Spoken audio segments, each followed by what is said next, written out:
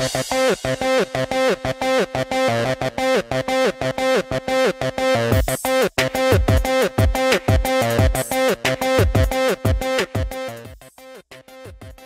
po sa Pinoy Scoop.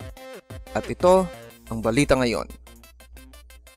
Ang Pinoy Big Brother housemate na si Fourth Pagotan ay sumumpa na susuportahan niya ang kanyang kambal na kapatid na si Fifth Pagotan pagkatapos nitong umamin tungkol sa kanyang pagkatao. Sa episode ng reality show na ipinalabas noong Biyernes, ang 22 anyos na si Fourth ay naging emosyonal habang siya ay umaamin kay Big Brother sa mga nararamdaman niya tungkol sa pag-amin ni Fifth na siya ay isang bisexual. Sinabi ni Fourth na alam na niya ang tungkol sa pagkataong ito ni Fifth noong high school pa lamang sila. Saad niya na hindi direktang sinabi ito ni Fifth sa kanya, kundi nalaman niya lang ng aksidente.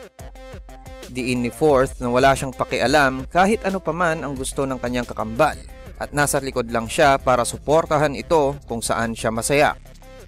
Sumagot si Fourth na tanggap na niya ang kanyang kapatid nang tanungin siya ni Big Brother tungkol dito, pero hindi niya napigilang mapaluha nang sabihin niya ang kanyang mga ikinatatakot na maaaring mangyari paglabas nila ng PBB house.